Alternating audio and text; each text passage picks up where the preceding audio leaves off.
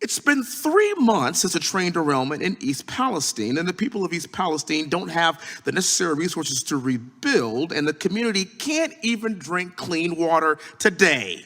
And like Philadelphia, Gary, Indiana, East Palestine, Ohio, it was a part of the forgotten America the Americans left behind as Democrats provide the American dream to illegal aliens and not to our fellow Americans.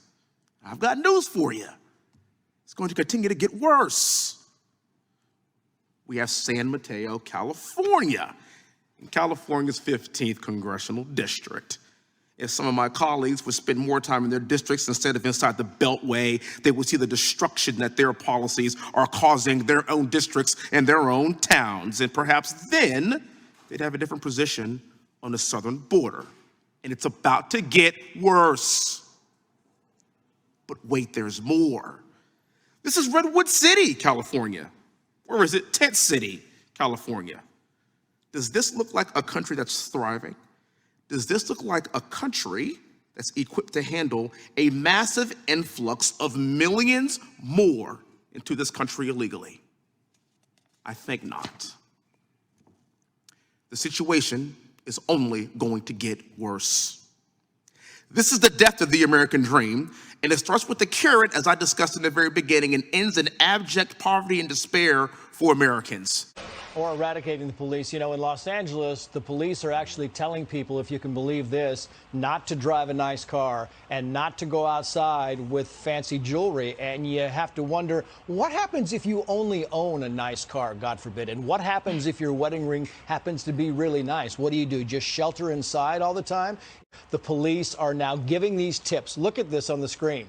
Travel in groups and remain in well-lit areas. Be aware of surroundings and people around you. Take a different route home after shopping and do not resist if approached during a robbery, right? Armed robbery, don't resist. I mean, these are something that the State Department, Kayleigh McEnany, would give you if you were traveling to Libya, right? Well said. Circa 2004. And this is in Los Angeles, one of the second largest city in the country. This is unbelievable what's happening here. Mayor Adams here said this weekend that the crime in New York City makes the city a laughingstock. Democrats were parading around with defund the police, were making excuses for looters, saying, oh, I bet they just really need it, and you have insurance, so don't worry about it. And now we're seeing the consequences of that rhetoric. We're seeing the consequences of them giving excuses to the criminals. And the law-abiding citizens, we become the victims, and we're the ones who just have to deal with it. Sweden has never been safer has been the slogan from the media and the establishment.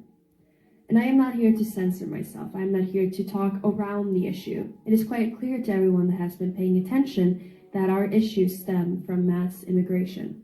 It is laughable that our government calls itself feminist while it's quite clear that women and children are the ones who are suffering in the most gruesome ways. I deem rape and suppression of freedom to be the most heinous of crimes that are happening within our borders today.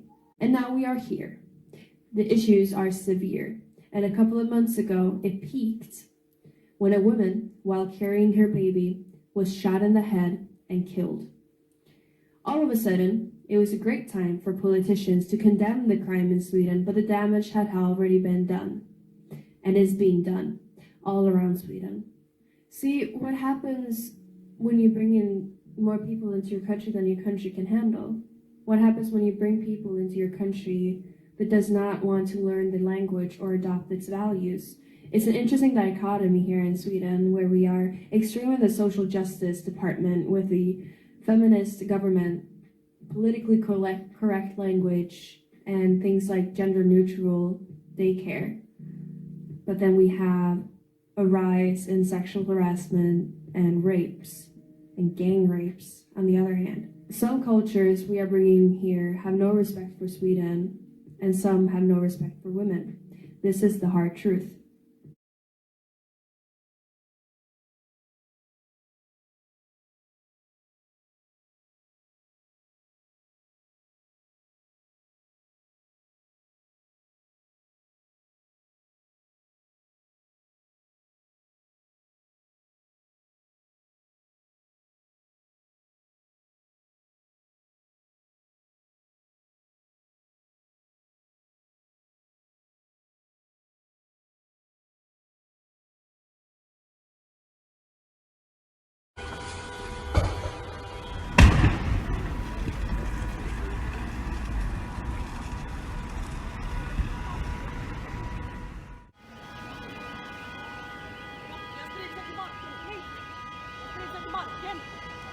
However, the problem is that many of the people who are coming here are not humble towards the fact that they are getting help from the taxpayers. There are too many people who never get employed.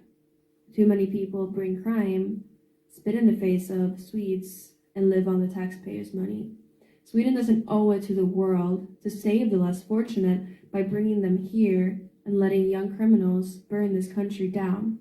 Politicians are talking about hot food being too expensive for the elders, and they can wear blankets to justify lowering the heat in the elders' home because the municipalities can't afford to take care of them. At the same time that we are paying for people that never give back, we are spitting the elders in the face, the people who built this country. The people who have worked all their lives get worse treatment than the criminals burning cars who keep getting paid by the system. I am of course not insinuating that all immigrants living in Sweden are living on welfare.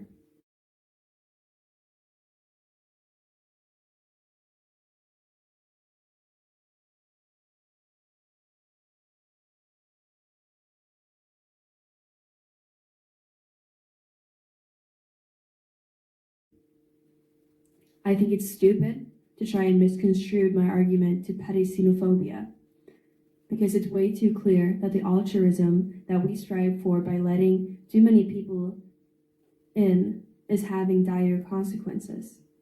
It is not petty racism to talk about it uncensored. I am extremely saddened by this. I want to see change. I want us to have an honest discussion about this. I want the world to look into what happened to Sweden and not follow in our steps.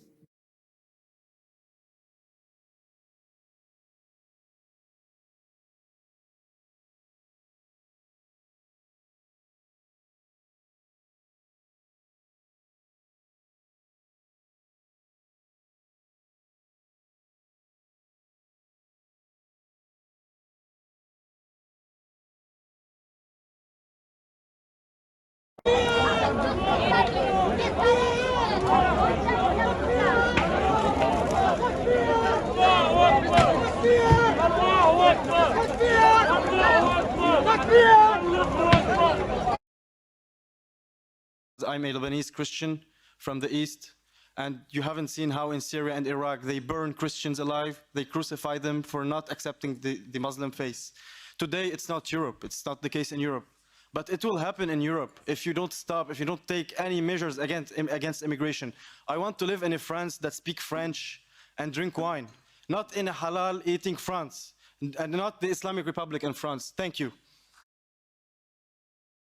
A newspaper poll suggested that the white French population in Parisian slums were afraid to take a metro ride home after dark. I was at a place called Porte de la Chapelle. I definitely pronounced that wrong, but it is in Paris and it is right by a train station where they constantly every day have a massive flow of migrants coming in from all over the place. Boulel was shot dead by police at the wheel of the truck he drove through crowds on Nice's waterfront, killing 86 and wounding more than 400 people. The attack came less than a year after the deadly assaults in November 2015 that saw 130 people killed in bombings and shootings across Paris.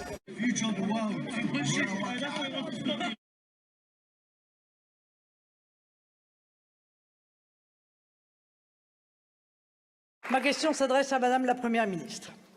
Au moment où notre pays vient d'être livré au saccage, au pillage et à une rage incendiaire insensée, je voudrais vous poser la question que se posent tous les Français. Qu'avez-vous fait de la France? Vous qui menez la même politique que vos prédécesseurs depuis 40 ans. Qu'avez-vous fait de notre pays en y implantant des zones de non-droit que vous avez laissé se communautariser, se criminaliser?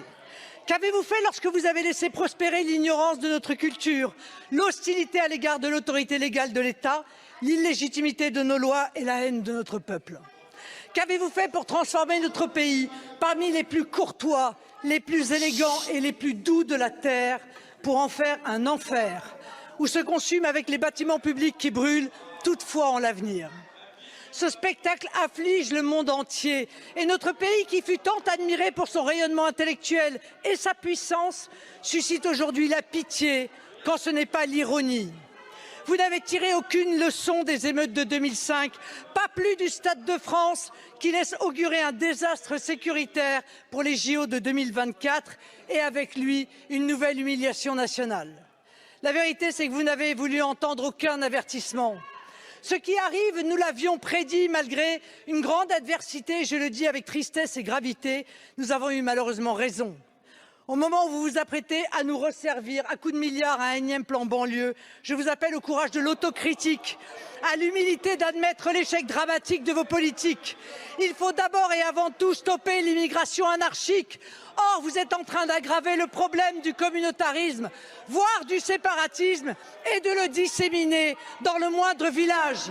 Il faut ensuite reprendre la main dans tous les quartiers de France, rétablir l'autorité des parents, refaire de l'école le creuset de la République, rendre à la justice sa fermeté, sans laquelle elle restera impuissante à protéger les Français. Merci beaucoup, face au chaos Madame la sécuritaire, économique et judiciaire, allez-vous beaucoup. enfin admettre que le seul sursaut possible est national? A friend of mine, he said he was going to France like 3-4 months ago. I saw him yesterday. I said, how'd you like France? He said, I wouldn't go to France. I wouldn't go to France because France is no longer France. France is no longer France. They won't like me for saying that, but you see what happened in Nice. You see what happened yesterday with the priest who was supposed to be a spectacular man. France is no longer France. And this world better be very careful, and they better get very tough and very smart. People are running around the streets, hacking each other to death with machetes, many of which are immigrants. House prices are through the roof. Many English people are moving out of the city altogether as it's a dystopian mess. And yet he wants more immigration. Take a listen. The Conservative government wants to reduce immigration. Do you think you need fewer immigrants or more immigrants in London? I've no hesitation at all in saying we need more migrants in London.